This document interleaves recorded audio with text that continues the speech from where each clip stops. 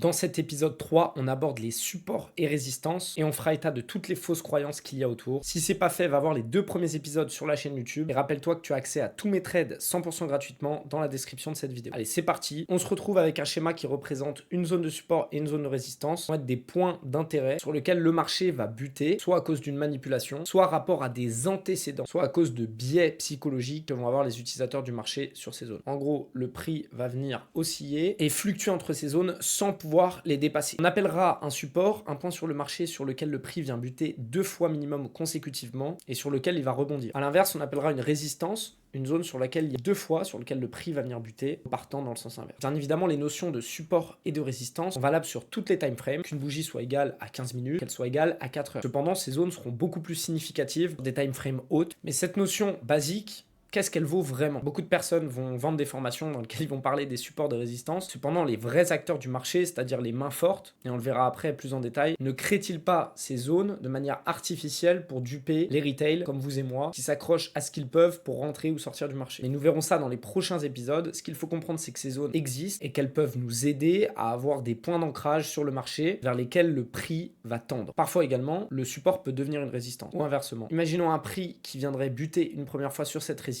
avant de la casser, puis d'en faire un support. Dans ce cas-là, on notera la résistance devenue support ou le support devenu résistance, une flip zone. On se retrouve maintenant sur les graphes pour identifier des zones de support de résistance et plus particulièrement des flip zones sur lesquelles le prix va être intéressant à trader. Comme tu peux le voir ici sur l'or en H1, on a une très belle zone en bas de support, zone sur laquelle le prix va venir buter consécutivement plusieurs fois sans pour autant la transpercer. Ce support tient bon et les vendeurs ne vont pas réussir à casser cette zone qui va être un point symbolique pour les acheteurs et faire que le prix repart par la suite. À l'inverse, comme on peut le voir ici sur la zone des 2473-75, on a une zone de résistance sur laquelle le prix est venu buter consécutivement plusieurs fois avant de repartir à la baisse. On a vu les tendances haussières et baissières, mais les points de support et de résistance marquent des repères précis qui correspondent à des niveaux de prix. Quand on parle de price action, c'est l'étude du prix, ses mouvements, ses limites. Et là, on est en plein dedans, que ce soit à la hausse ou à la baisse avec les supports et résistants. On va pouvoir voir un exemple concret de flip zone sur le gold, avec cette zone juste ici, passe d'une résistance à un support. On voit donc qu'il y a un point d'intérêt sur la zone des 2360. Ici, on voit que le prix bute plusieurs fois sur cette zone, qui constitue donc une résistance, et qu'après avoir atteint ses limites, le prix retrace, revient sur cette zone, casse sa résistance et en fait un support puisqu'il reviendra buter sans casser plusieurs fois avant de repartir à la hausse. Ici, on parlera donc de flip zone avec un niveau de prix clé dans les deux sens. L'identification d'une zone de support ou de résistance ne constitue pas un point d'entrée viable. Quand vous êtes un retail, vous ne traderez que très rarement dans des time frames énormes comme du daily ou du weekly. Ces points clés doivent être identifiés sur le marché, vous servir dans votre analyse, compléter votre approche de la structure de marché, mais rappelez-vous, ce sont les institutionnels qui font la loi sur les actifs que vous tradez. Et on verra ça dans un prochain module. Pense à t'abonner. Et si tu veux l'intégralité de mes trades, pense à rejoindre la description.